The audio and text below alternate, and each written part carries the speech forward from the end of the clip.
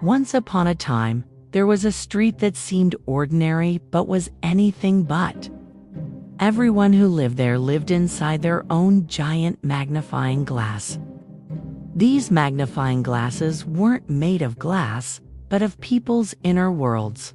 They amplified every little mistake, never forgiving anything. A single strand of messy hair, a misspelled word, poorly phrased sentence, all appeared as enormous flaws on the lens. Every mistake formed a crack on the magnifying glass. From the outside, everything seemed normal. But from within, the world looked warped, flawed, and incomplete. Whispers of black mist hovered constantly over the street. This mist seeped through the cracks in the magnifying glasses and returned to its owners. It clung to their bodies like invisible weight. That's why no one wanted to make mistakes. Because in the magnifying glass, a mistake was a crime. And the punishment for crime was a whisper. And whispers were pain. Over time, they settled into the legs, making it hard to walk. Then they spread to the arms, limiting movement. Once they reached the chest, even breathing became heavy. But people had grown used to it, living with the black mist, breathing inside. Their magnifying glasses felt normal to them. One of the youngest residents of the street was Jay's. He was 10 years old, and since he'd never known another world, he'd adapted to life inside the magnifying glass. He didn't accept himself as he was, always criticized himself. Even if others said kind things, he couldn't believe he was good enough. Over time, every flaw, every mistake found its place on the lens. And the more closely Jays examined them, the more cracks formed. One day, a score of 87 on a test caused the first major crack in the magnifying glass. And from that fracture, the black whispering mist crept in. It wasn't good enough. You're not smart enough. How could you miss those questions? All that effort for nothing. The whispers were soft at first, barely audible. But over time, they grew louder, stronger. Every flaw echoed like a bell in his mind. Jays wanted to be perfect. Because maybe, if he was perfect, the cracks in the glass would disappear.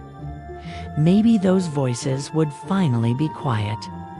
But no matter how hard he tried, the glass kept cracking more and more. Each new crack let in another wisp of mist. The first black mist settled on Jays' legs. Walking became harder, but he kept going. Shortly after, a slightly crooked drawing caused another crack, another mist. This time, it wrapped around his arms. When Jay said, "I failed," the magnifying glass projected it onto the walls. When he said, "No one really loves me," a fresh fracture formed in the center of the glass. His body was getting heavier. With each passing day, one day, Jays was sitting inside his magnifying glass, just like always. Watching the world through the glass walls, there was still clean air outside. The weight in his body hadn't lifted for days. He looked up. Right outside the glass, a branch swayed, holding a single golden leaf. It trembled gently and then fell slowly. Jays couldn't take his eyes off it. The leaf landed on the ground.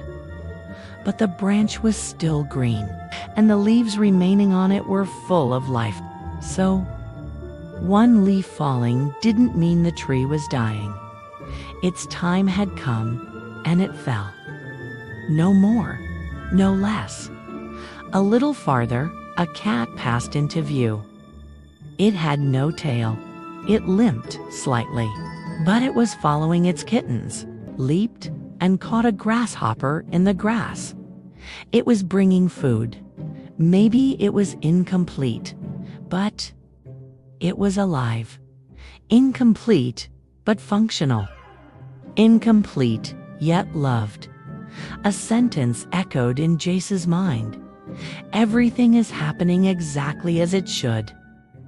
From that day forward, Jace stopped judging himself with every crack. Instead, he began to ask, not why did I make this mistake, but what can I learn from it? For the first time, he saw himself and the outside world without judgment. He began to find perfection not in flawlessness, but in the harmony within imperfections. At first, the magnifying glass didn't understand this shift. It had been programmed for years to seek only flaws. The black mist could no longer find a surface to cling to. Slowly, it began to dissolve and settle on the ground. One morning, Jace's magnifying glass shimmered from within.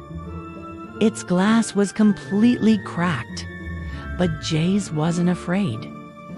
When he stepped outside through the shattered glass, his knees felt light for the first time. His arms were free. He took a deep, full breath. The outside world looked a little blurry at first, because inside the magnifying glass, everything had always looked sharp, clear and cruel. But in this new blur, there was something else. Relief and freedom. Things didn't have to be sharp anymore. Things didn't have to be perfect anymore. He walked to the fallen leaf. He looked at the sky. Even the tiniest leaf at the end of a branch swayed in the wind but did not break. As he walked toward the far end of the street, the mist thickened again. He looked at the people still inside their magnifying glasses. Some had been in there for so long. The glass had hardened like bone around them. There were cracks, but no light came through. The black mist had filled their glass entirely. Jace walked on. He stopped in front of one magnifying glass. Inside was a child around his age. The child was curled on the ground, head buried in their knees. Thick layers of black mist weighed down on them. Only the soft trembling of their shoulders showed they were still alive. Jay stepped closer to the glass. He could hear the whispers from inside. You failed again. You made another mistake. No one wants you. Jace recognized those voices. They had once echoed inside him too. He touched the crack in the glass gently. Nothing happened. Then he reached into his pocket. He pulled out a small piece of glass, the last shard from his own magnifying glass. When held to the light, it still cast colorful reflections. He placed it on the crack. There was a tremble inside. The child in the mist lifted their head just a little. They made eye contact just for a moment, and in that moment, the crack grew wider. A small beam of light slipped through. The child rubbed their eyes, as if they were seeing something bright for the first time in years. Jace smiled, then kept walking. Along the way, he stopped at other magnifying glasses. Each one was different. One belonged to an elderly woman, her hands shaking, still trying to perfect a painting. Another belonged to a young man, watching a failed presentation, replay over and over, angry at himself. All their magnifying glasses were cracked but still very strong, and they were all alone. Jace touched each crack. He didn't whisper anything. He simply looked. With his presence, he showed, I got out. You can too.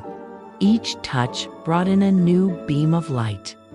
The black mist didn't vanish instantly, but it began to blend with the light. Gradually, something started to change on the street. There was now movement inside each magnifying glass. A thought, a possibility, a hope. Some magnifying glasses cracked more deeply, and people stopped being afraid of the cracks, because Jay stood in front of them every day. Some still clung tighter to their magnifying glasses. Some closed their eyes to the light, but an alternative way of living had begun to appear on the street, to exist without being perfect, to walk alongside imperfections, to grow with mistakes. The street no longer looked the same. Jay's footsteps crossed through cracks, leaking light. Many magnifying glasses had replaced the mist with a gentle fog. As people freed themselves from their magnifying glasses, they realized the mists were just echoes of old beliefs, the visible residue of an invisible past, voices that were never truly theirs. Maybe a teacher's words, maybe an adult's glance, maybe a way to silence their own inner voice. Jay's had lit the way, and for the first time, people learned to look at not just themselves, but each other without judgment. They realized they could make mistakes and still grow. And most importantly, when they saw someone else's crack, they chose not to point, but to shine a light.